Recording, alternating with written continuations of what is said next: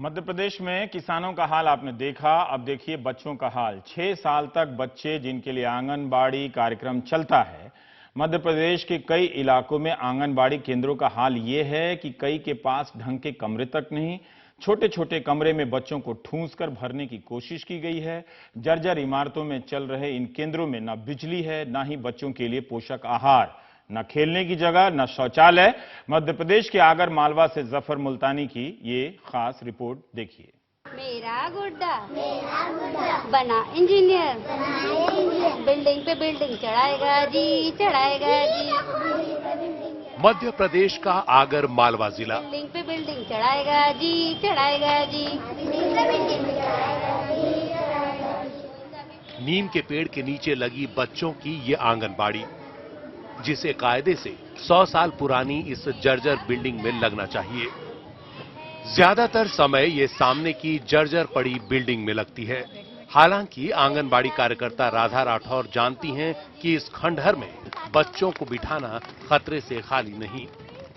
आंगनबाड़ी केंद्र के नाम पर उन्हें यही भवन मिला है, जिसकी दीवारें दरक रही हैं, दहलीज झूल रही है और टीन शेड फूटा हुआ है। इस आंगनबाड़ी में 100 से ज्यादा बच्चों के नाम दर्ज हैं, लेकिन सरकारी व्यवस्था को इनकी कोई चिंता नहीं। यहां न बिजली है, न पंखा। गर्मी और बारिश का सितम अलग। नतीजा कुल दर्ज बच्चों के 1/4 भी यहां नहीं आते।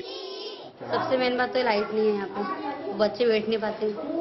बाहर अधिकतर ये नीम की छांव में बाहर बिठाते हैं हम, अंदर तो कोई बैठ नहीं पाते। और ये पत्रे फूटे हुए तो पानी निकल आता है बरसात में, दरवाजे भी खिलबिल निकल गई है और ये सब दूर खुदा हुआ है, इसकी भी रिपेयरिंग नहीं हो रही है। तो क्या खतरा क्या है, परेशानी क्या है? परेशानी है कि बच्चे बैठ नहीं पाते, सबसे मेन बात तो उनके माँ बाप ढंग से भेजते नहीं है, उनको 2-3 बार बुलाने भी जाना पड़ता है। जिला मुख्यालय के इस आंगनबाड़ी केंद्र में कई बच्चों के साथ तो उनकी माएं भी आती हैं।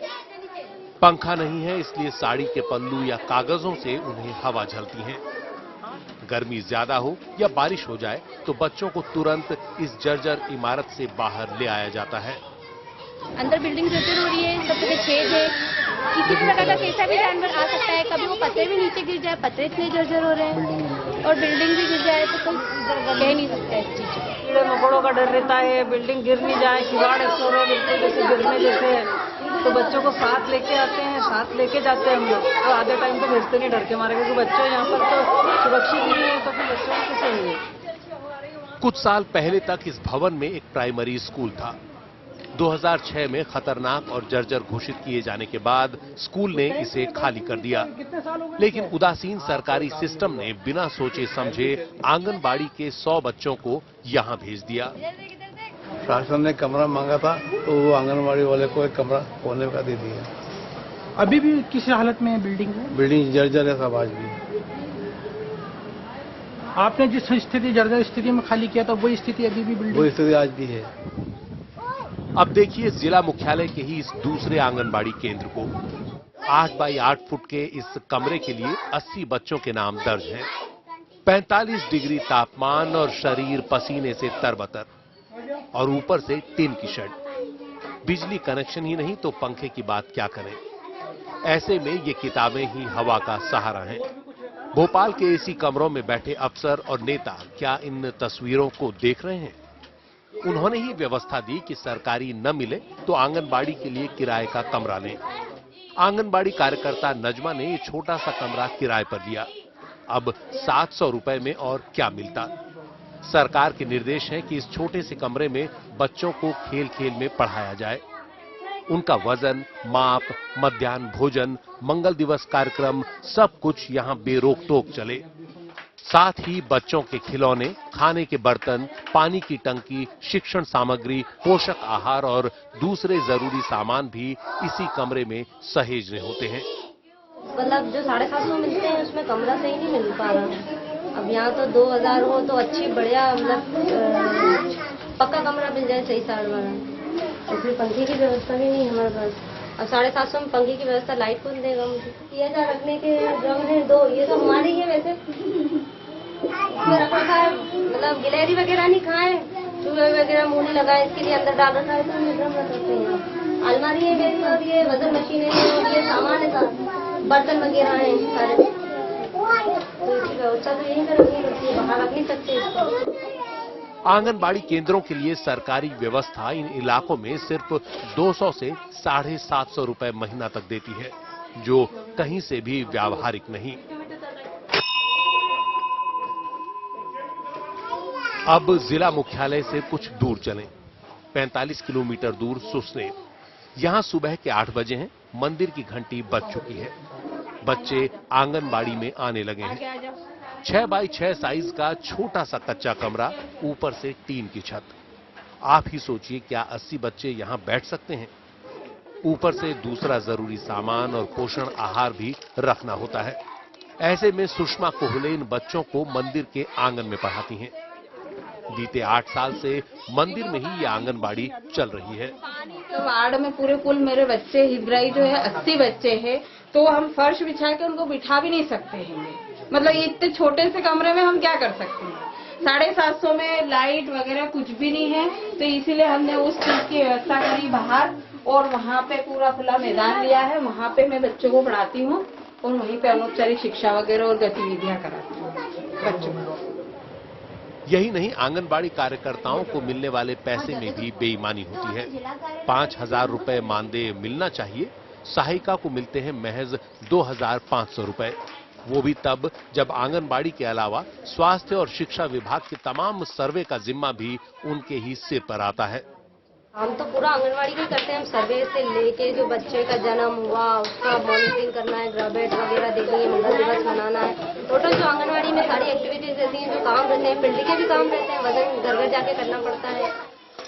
बच्चों के भोजन की सप्लाई में भी बेईमानी होती है।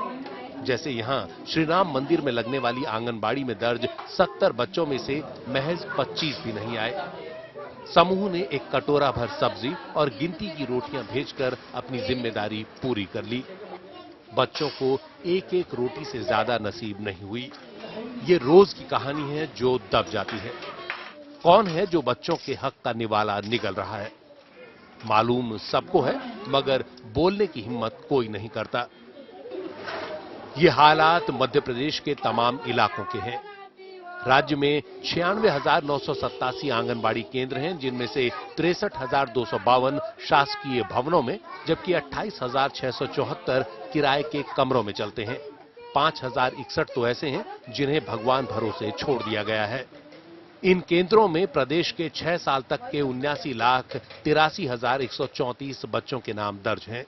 इनमें से 12,46,734 बच्चे कुपोषित और 1,25,436 बच्चे अति कुपोषित हैं।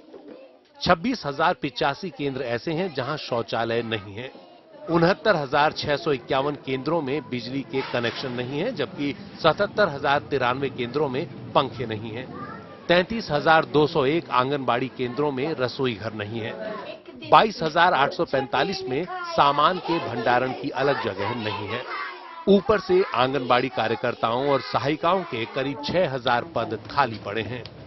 पोषण स्तर पर इसलिए पड़ रहा है क्योंकि जो पूरक पोषण आहार आंगनबाड़ी केंद्रों पर दिया जा रहा है उसका उपभोग वो बच्चे निश्चित समय पर, नाश्ते के समय पर नाश्ता, भोजन के समय पर भोजन उनको नहीं मिल पा रहा है, जो एक निर्धारित समय अवधि के बाद उनको मिलना चाहिए, एक निर्धारित कैलोरी में। मैंने CDPO को निर्देश दिया है, एक पत्र भी जारी किया है और उनसे ये कहा है कि जो शासकीय भवन पुराने हमने लिए हैं अधिकांश जगह, तो उनका परीक्षण करा लें, उन्हें देख लें और कहीं अगर भवन ऐसी स्थिति में है कि मरम्मत हो सकती है तो उसका प्रस्ताव दे दें, और अगर भवन खतरनाक स्थिति में तो तत्काल हम उसको बदल देंगे। तो ये है मध्य प्रदेश के नौनिहालों के लिए सरकार के इंतजाम। भोपाल में बैठे हुक्मरानों के पास इसका क्या हल है, किसी को पता नहीं। दुष्यंत कुमार ने लिखा है, भूख है तो सब्र कर, रोटी नहीं है तो क्या हुआ। दिल्ली में है जेरे बहस मुद्दा कुछ और।